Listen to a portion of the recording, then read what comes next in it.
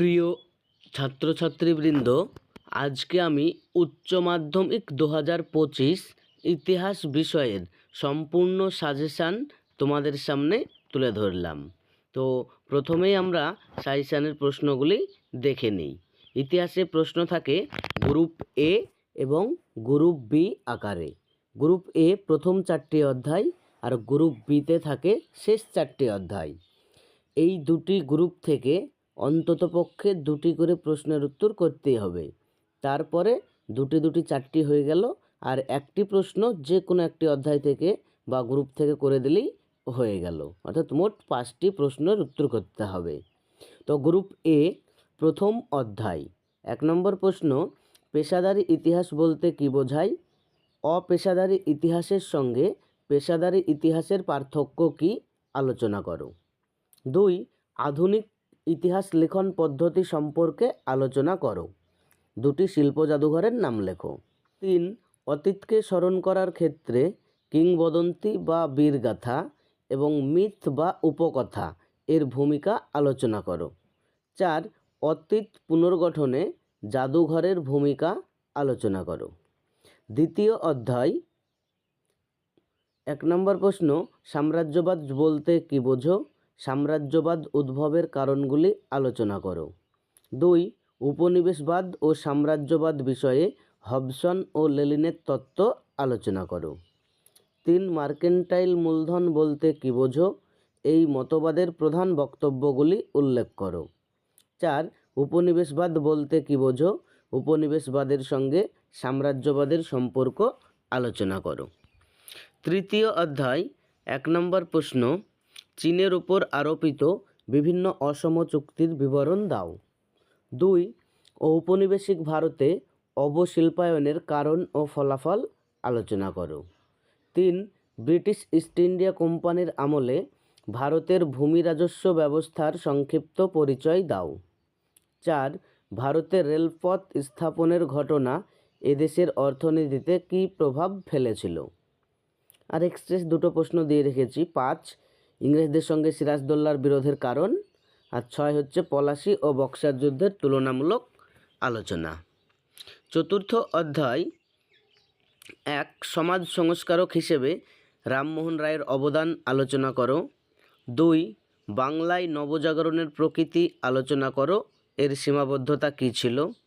3 চীনের চৌঠা মে আন্দোলনের কারণ বিশ্লেষণ করো, এই আন্দোলনের প্রভাব বিশ্লেষণ করো। 4 ঔপনিবেশিক শাসনকালে আদিবাসী ও দলিত সম্প্রদায়ের আন্দোলনের বিবরণ দাও। ডিরোজিওর নেতৃত্বে ইয়ং বেঙ্গল আন্দোলনের সংক্ষিপ্ত পরিচয় ও এর সীমাবদ্ধতা। 6 আলিগড় আন্দোলনের সংক্ষিপ্ত পরিচয়। এই ছিল গ্রুপ এ অংশের 4টি অধ্যায়ের প্রশ্ন। এবারে আমরা দেখে নেব গ্রুপ বি। এখানেও 4টি অধ্যায় রয়েছে, অর্থাৎ পঞ্চম থেকে অষ্টম। তো পঞ্চম অধ্যায় 1 নম্বর প্রশ্ন, মন্টেগু চেমসফোর্ড সংস্কার আইনের বৈশিষ্ট্যগুলি লেখো, এই আইনের ত্রুটিগুলি কী ছিল। 2 লখনৌ চুক্তির শর্তগুলি উল্লেখ করো, এই চুক্তির গুরুত্ব আলোচনা করো। 3 50-এর মন্বন্তরের কারণ কী ছিল? 50-এর মন্বন্তর তৎকালীন ভারতীয় অর্থনীতি ও শিল্প সাহিত্যে কী প্রভাব ফেলেছিল। 4 মিরাট ষড়যন্ত্র মামলার প্রেক্ষাপট আলোচনা করো, এই মামলাটির পরিণতি কী হয়েছিল। 5 রাওলাট আইনের উদ্দেশ্য কী ছিল? গান্ধীজি কেন এই আইনের বিরোধিতা করেছিলেন। ষষ্ঠ অধ্যায় 1 নম্বর প্রশ্ন, 1942-এর ভারত ছাড়ো আন্দোলনের ঐতিহাসিক তাৎপর্য ব্যাখ্যা করো এবং এই আন্দোলনে মহিলাদের অংশগ্রহণ সম্পর্কে আলোচনা করো। 2 ভারতবর্ষের স্বাধীনতা সংগ্রামের ইতিহাসে সুভাষচন্দ্র বসুর অবদান আলোচনা করো।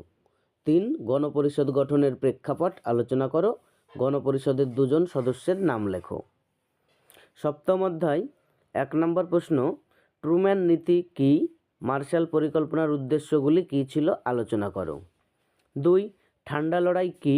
ঠান্ডা লড়াই সম্পর্কে আলোচনা করো। 3 সুয়েজ সংকট সৃষ্টির কারণগুলি কী ছিল?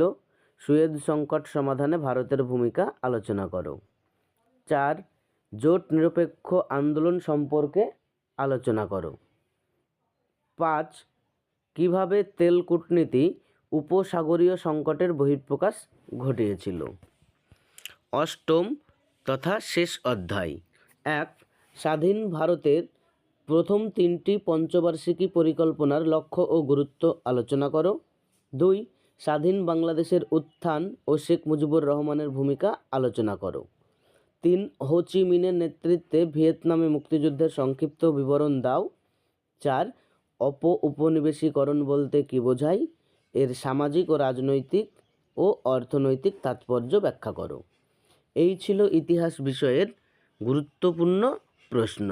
এই প্রশ্নগুলি পড়ে গেলেই তোমরা সমস্ত প্রশ্ন কমন পাবে। পরবর্তী বিষয়ের সাজেশন পেতে চ্যানেলটি সাবস্ক্রাইব করে পাশে থাকা বেল আইকনটি অন করে রাখো।